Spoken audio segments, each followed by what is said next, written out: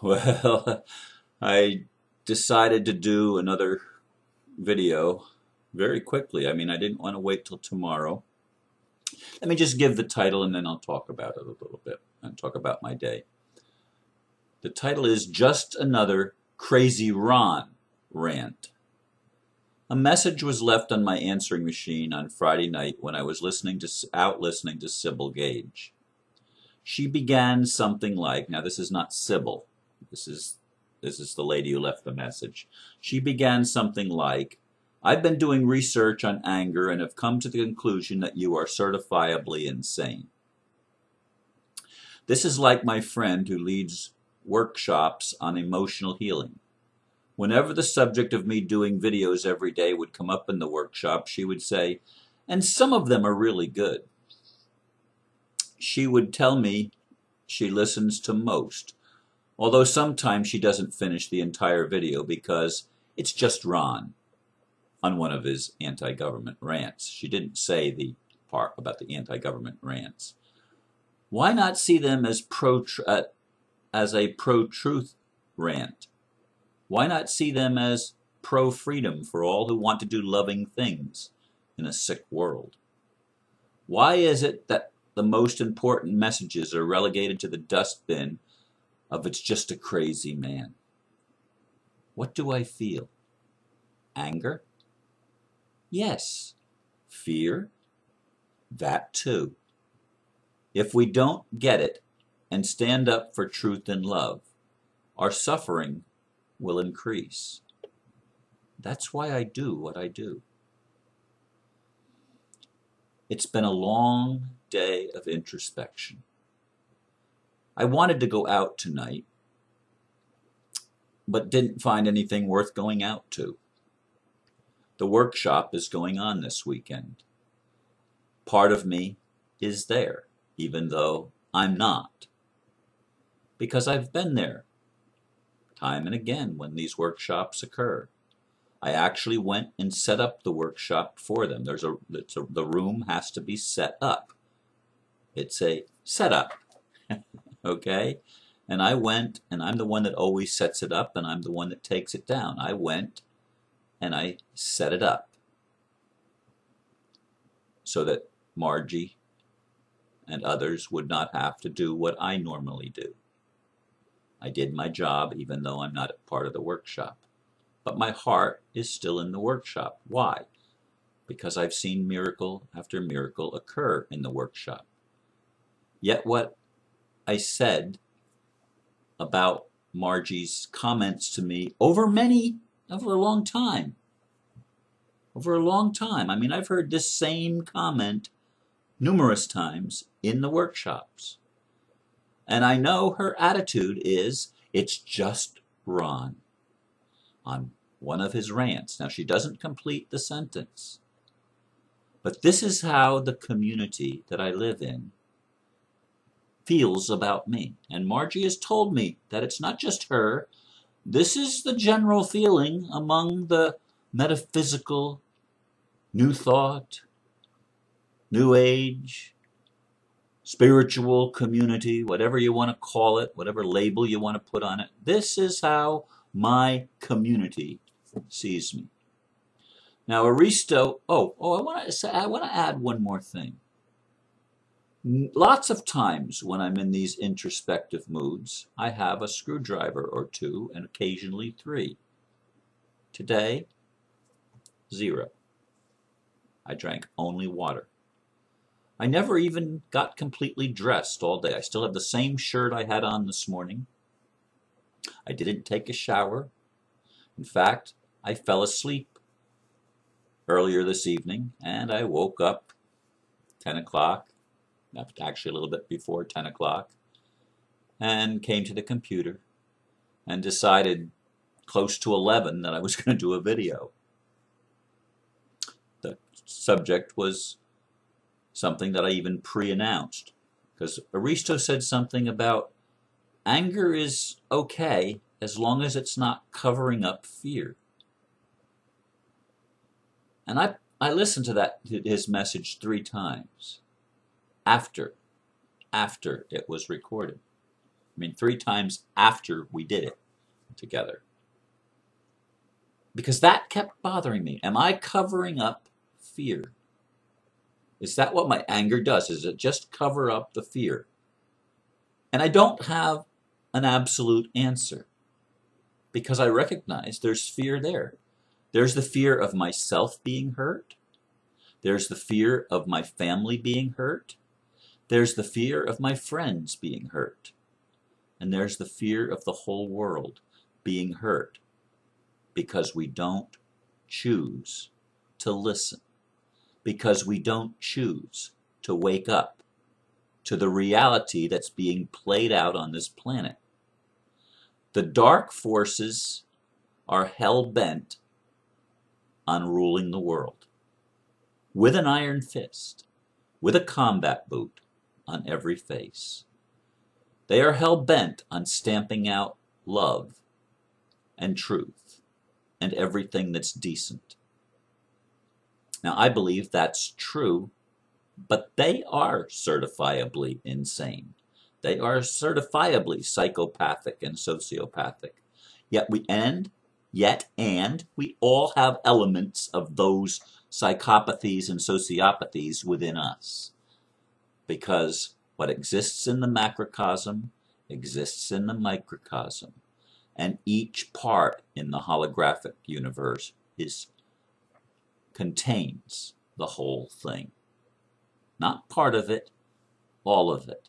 There is no separation in a hologram or in a holographic universe. It doesn't exist. It's in all of us. But there are many of us in the spiritual community and other communities that have cognitive dissonance.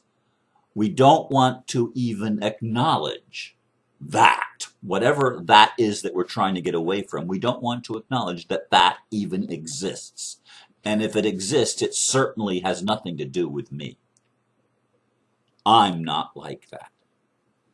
That's not about me. It's not my world. I don't choose that. It's just an illusion. And we gather to ourselves teachers like Muji who tell us that it's okay to think of everything as an illusion, like the Course in Miracles does, and like Abraham does, and other channeled messages and channelers of those messages. It's okay to believe that, because that's real. We know from science that material world doesn't exist, that it's really all just energy. As if that means that we don't have to pay attention to the slowed down vibration, the energy of matter, which is, of course, the feminine, which is, of course, the manifest nature of creation. That's what creation is. It's making the invisible visible. Oh, but we don't have to pay attention to that because that's not our reality. As if our experience isn't real. And so everything in the new spiritual teachings goes about to undermine and invalidate our own senses. Well, that's just the 5 senses and the 5 sensory slide. Hear that, Dale Forrest? Hear that? You're the one that's always ranting that, I don't get it, I don't get it. No, you don't get it. And I'm speaking directly to you now. Okay? But you're not the only one. You represent an entire culture of brainwashed people that just don't get it. That the experience is what we're here to deal with, what we're here to learn from, what we're here to recognize within ourselves. Not say, oh, that's not real. That's the programming of the matrix that allows the injustice to continue, that allows the lies to dominate truth and even suppress the truth. I want people to look at this. Is there fear associated with my anger? Yes. Yes. I fear greater suffering. I fear that the suffering that the people in Gaza are experiencing, the people in parts of Syria and Iraq, the suffering in parts of Afghanistan and the African continent and throughout Latin America and the so-called third world or the Arab world or the Muslim world. I don't want to see that suffering spread to the entire world. Will it? I hope not. Will we see the suffering that occurred in Russia during their revolution that was financed and controlled by the Rothschilds? Or how about the Rockefeller-controlled Chinese revolution, where they imposed communism on China? Done a little bit differently than the Russian one. They didn't kill all the royal family in that latter instance. But it's still a lot of suffering. Suffering continues probably to this day to the Tibetans, to the what do you call it, to the Buddhist monks and stuff like that. They had to flee their own country. It still goes on in Burma, what used to be called Burma. Now I guess it's Myanmar or something like that. These things are still happening in the world. They'd like to take that to the entire world and terrorize everything. If they are able to accomplish that, if they are able to bring that kind of terror to the United States, to Canada, to Australia, to Western Europe, to the former British Commonwealth, if they're able to bring that en masse to our cultures, they will have claimed the prize of overtaking the entire world. The Western oligarchy, and that's what it is, it's corporate control of an elite few that want to control not just many, but all. That's the reality of the world we live in. I'd like to believe that people like the ambassador actually do represent the family that wants to change this. I know from the ambassador that there are elements within the Chinese family that still don't get it, that still listen to the cabal, who comes to them and says, look what we've done. We've built these beautiful cities. We have these amazing modern hospitals that we've built. We've created all these vaccines and all these drugs to fight disease. We look at all the good that we're doing. Of course, they don't tell them that these cities are nothing but warehouses for people. Prisons that don't look like prisons. And the hospitals are pain management centers. And the drugs and the vaccines only spread more discomfort because of side effects that are built in. They don't say that the prisons where they're getting the bad people off the street are warehouses for people that are often, most of the time, have committed no actual crime. There is no victim. The state can never be a victim, but the state is the thing that's victimized the most in the world. And yet it can't be, because it's not even real, because the matrix is a lie. But of course I'm not supposed to say that, because that's anti-government, that's anti-system. I'm supposed to just talk about love. Well, I'm sorry, just talking about love isn't going to change the world. Just changing your vibration only is delusion. It's only avoidance. It's denial. It's the religion of complacency, so that the elite that want to do bad things can continue to rule the world, because you don't want to acknowledge the bad, the shadow, the ugly, the evil. It's all a brainwash programming. Does it make me angry? Yeah, it makes me really angry. It really hurts when my friends, who even listen to me a lot, don't get it. Don't get it. It breaks my heart that those I love and care about are unable to open their eyes and see, because the brainwashing has been so effective that they remain in cognitive dissonance and call it awakening. and call it enlightenment. Oh, what bullshit. How it breaks my heart that the message that I came to deliver cannot be heard. And I cannot hear the lady who left the message on the answering machine, who has left numerous messages on my answering machine.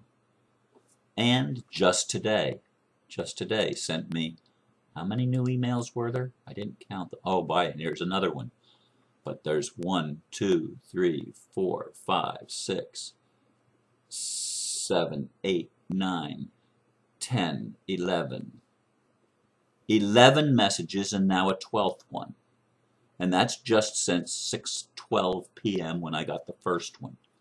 12 messages, and it's a little after 11 o'clock. I don't even read her messages anymore. I just forward them to the ambassador because she doesn't know who the ambassador is. She doesn't know his name. She doesn't have his email. She doesn't have any contact information. Her only point of contact is through me. And she harasses me. And she has become absolutely an obsessive pain in the butt. Okay? And she thinks I'm certifiably insane. I'm sorry.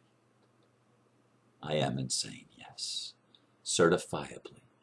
And proud to recognize my insanity of rejecting the idea that lies and fraud and deception should rule the world.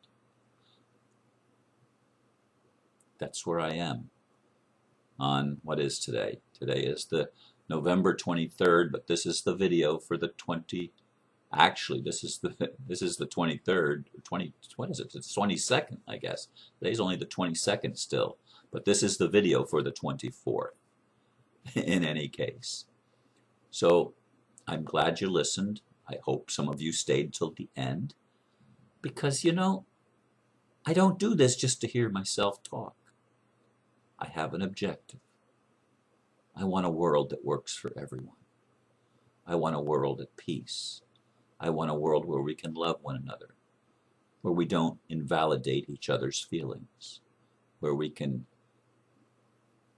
be genuinely in our truth without trying to obsess and become harassment to another human being, where we can hold our truth and share it freely, but allow the people to receive it freely as well.